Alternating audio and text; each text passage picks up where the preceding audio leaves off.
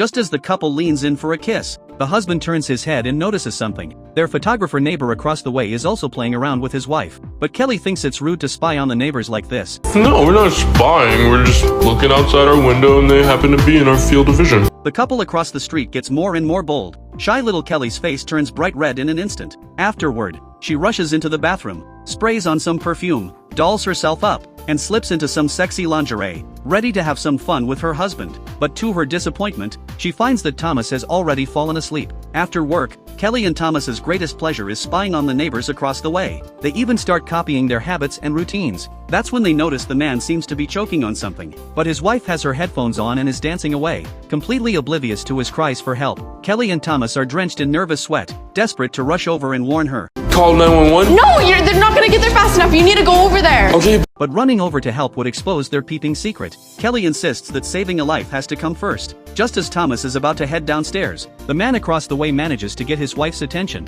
but his wife has no idea how to do the Heimlich maneuver. She keeps slapping his back, which only lodges the object deeper. Come on! What are you doing? Come on! Look! Like this! Just as the husband is about to pass out, the wife finally figures out the right technique and successfully performs the Heimlich, saving his life. Kelly and Thomas cheer and celebrate for this couple they've never even met, as if they themselves had just been saved. Kelly is the one who gets the most hooked. She always waits for Thomas to fall asleep at night, then sneaks out of bed to watch the male neighbor across the way. Seeing his muscular build and those chiseled abs stirs something physical inside her, but this little habit of hers actually leads her to discover a secret. The man's wife is going away on a business trip and will be gone for a while. The next day after work, Kelly passes by a department store. A small, unassuming telescope tucked away in a corner catches her eye. With a telescope, they can see everything across the way much more clearly. The man across the street is a photographer. His main job is shooting nude models. Every client who walks through his door is a top-tier beauty in the industry. And with his good looks combined with his well-practiced flirting techniques,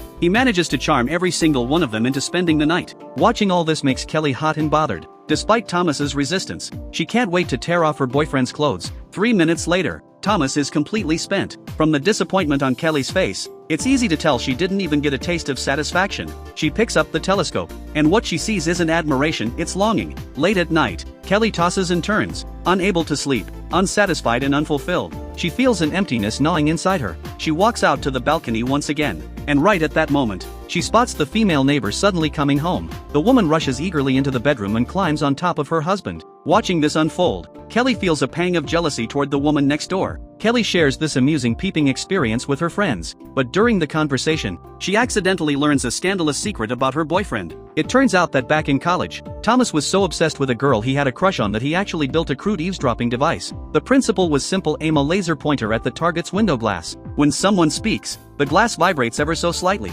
and the laser dot picks up those same frequencies. Then the sound is transmitted back through the beam to a recording device. Kelly's eyes light up when she hears this. A bold idea instantly takes shape in her mind. The live visual feed can no longer satisfy her peculiar obsession. If she could actually hear the neighbors' voices too, just the thought of it is thrilling. She can't wait to try it out. Haven't we done this yet? Well, Pippa, it's probably illegal, and B, we can't. I mean, if we shine a laser into their apartment, it terminates. There's no way to sneak into Brent's studio and perfectly place a mirror behind his window. We're out of luck. If the laser hits a mirror, the neighbors will never notice it, and as luck would have it, the neighbors are hosting a party tonight. Kelly and Thomas dress up in disguise and successfully sneak in. They secretly use chewing gum to stick a small mirror onto a decoration near the window. Following the same method from his college days, Thomas replicates the exact same laser recording device. When the laser dot hits the mirror across the way, that green beam capable of transmitting sound instantly comes to life. They eagerly switch on the speaker, but what comes through is not what they expected to hear. Why are you going to the bathroom with some woman?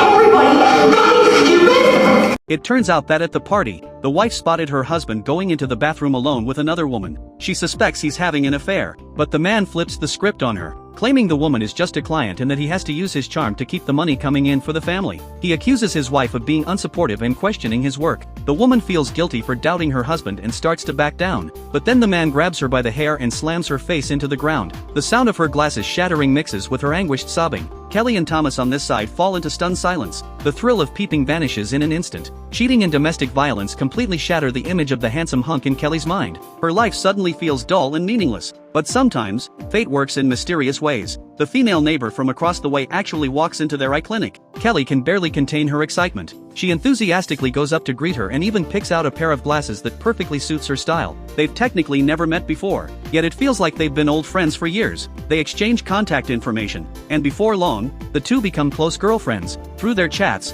Kelly learns the woman's name is Julia. She says she and her husband Paul have always had a great relationship, and that her husband's performance in bed is absolutely top-notch. Hearing this, Kelly's expression instantly freezes, because she knows Paul far better than Julia does. Her husband is nothing but a complete and utter hypocrite. Back home, Kelly discusses with Thomas a plan to tell Julia the truth about Paul's affair. She wants to save her friend who's trapped in a prison of a marriage. Thomas firmly opposes this irrational idea. They have no right to interfere in other people's lives, and doing so would completely expose the truth about their peeping. She doesn't need to be saved. She doesn't need to be saved by you. This is straight up none of your business. Thomas.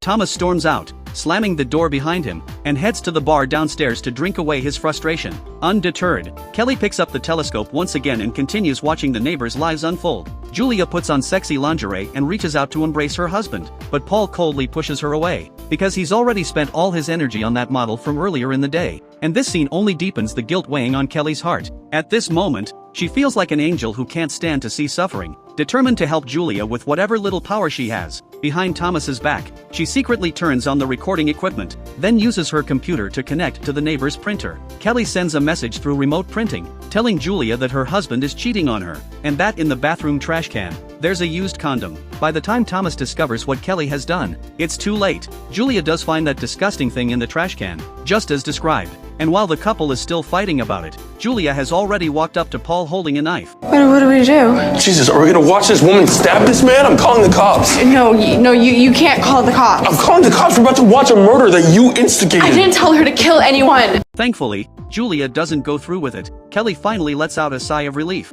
Otherwise, the guilt would haunt her for the rest of her life. Thomas smashes the telescope, putting a definitive end to this peeping fiasco. Forcing your way into someone else's life will come back to bite you sooner or later. After a night of reflection, Kelly deeply realizes the gravity of her mistake. She makes up her mind to throw away the telescope, cut off all contact with Julia, and from now on, just focus on living her life with her boyfriend. But fate isn't about to let them off that easily. Kelly suddenly sees something horrifying. Julia is dead. She died the very next day. She spared Paul, but she didn't spare herself. Kelly refused to listen to reason and forced her way into someone else's marriage, and it cost an innocent life. Thomas had warned her not to meddle in other people's business, but she just wouldn't listen. And now look what happened. Kelly has become an indirect killer. Thomas places all the blame squarely on Kelly. Unable to bear it any longer, he breaks up with her on the spot, packs his bags, and moves out of their apartment. Her boyfriend's reaction breaks Kelly's heart. He was the one who insisted on peeping in the first place. He was the one who built the eavesdropping device. And now that something goes wrong, he dumps all the blame on her. Does Thomas really bear no responsibility at all? That night, Kelly can't help but pick up the telescope one more time. Paul, just like her, is drowning in deep guilt and self-blame. He heads down to the bar to drink his sorrows away. Kelly follows him in, staging what looks like a chance encounter. Paul notices her looking his way and walks over to strike up a conversation. The muscular heartthrob she's always admired is right in front of her. Kelly isn't going to let this opportunity slip away. But the real predator here might not be her. Paul invites Kelly to his place under the pretext of taking photos. Same lines, same moves as always. He uncorks a bottle of vintage Chateau Lafite, then coaxes her into undressing for a nude photoshoot. Kelly is far more willing than any of his previous models, because she's been longing for this day. And sure enough, Kelly ends up spending the night at his place. Meanwhile, Thomas is heading home with flowers, ready to apologize to his girlfriend, only to find the apartment completely empty. He casually grabs a drink from the fridge and takes a big gulp, noticing the taste is strangely off. Oh, it's fucking disgusting. This drink is the most important piece of foreshadowing in the entire film. As he's pouring the drink, he accidentally notices the neighbor is fooling around with someone again. Thomas finds it odd. Isn't Paul's wife dead? How does he have someone new already? Curious, he picks up the telescope for a look and sees something that makes his blood run cold. The woman over there isn't a stranger at all. It's his girlfriend, Kelly. The next day, when Kelly returns to the apartment, she finds Thomas dead inside. Everyone assumes this is the price of being a peeping Tom. They believe Kelly is responsible for Julia's death and for Thomas's death. Only her friend Mina thinks it's not all her fault. Before she slept with Paul, it was her boyfriend who initiated the breakup. So technically, Kelly didn't cheat. She may bear some responsibility for the deaths of Thomas and Julia, but it's not entirely her fault. With Mina's encouragement, Kelly's heavy heart begins to lighten. Since things have already come this far, Kelly decides to go find Paul. Maybe they'll start a new family together. Little does she know, this decision will drag her into a point of no return. Today is Paul's art exhibition. Business elites and prominent figures from all walks of life are in attendance. From the podium, Paul introduces his beloved. Kelly assumes he's about to invite her up on stage, but to her utter shock, as the crowd erupts into thunderous applause, Julia walks out from the crowd, alive and well. It turns out this has been their trap all along, and the real star of today's exhibition is Kelly. As the red curtain drops, Kelly's nude photos are displayed before the entire audience. Oh my god. From the very first day Kelly and Thomas moved into their new apartment, they had already walked right into the trap that was set for them. Even when Thomas secretly planted the mirror at the party, they had pretended not to notice. And that chance encounter at the eye clinic? Every single incident, every single detail, all of it was carefully orchestrated. How else could everything have lined up so perfectly? When you gaze into the abyss gazes right back at you.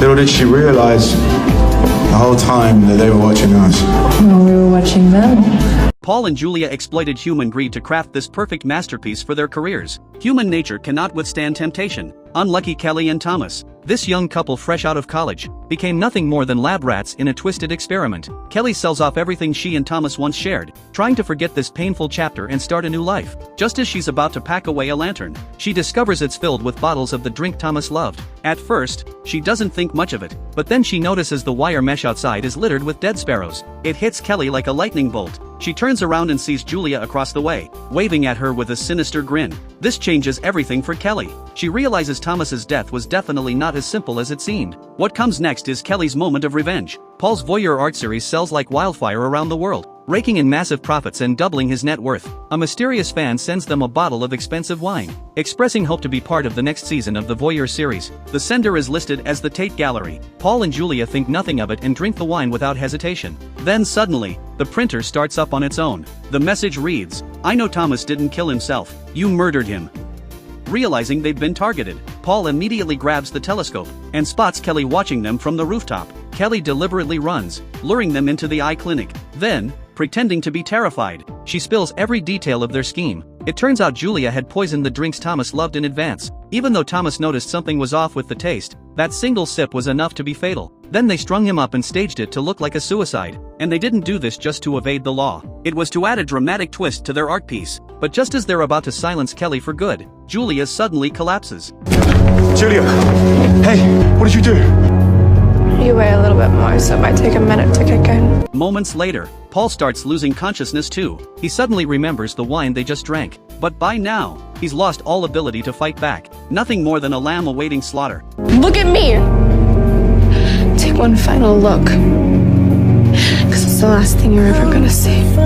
Paul and Julia are each placed on an operating table. Kelly performs cataract surgery on them, free of charge. She uses a laser to destroy the retinas protecting their eyes, locking their world forever in total darkness. Kelly punishes this evil couple in the simplest way possible. They will spend the rest of their lives in a fate worse than death. And with that, the film comes to an end. Peeping itself isn't what's truly terrifying. What's terrifying is our inability to control our own desires, our failure to hold the line on our own morality. The Voyeurs isn't just a thriller or mystery film. It's a profound reflection on human nature and morality. There's no complicated, mind-bending plot, yet it sends chills down your spine more than any mystery ever could. It tells us that curiosity is natural, but desire must have its boundaries. In this age of information overload and social media dominance, we must respect other people's privacy, keep our desires in check, and never let a seemingly harmless curiosity destroy the beautiful life we've built. I'm Jack. I look forward to seeing you next time.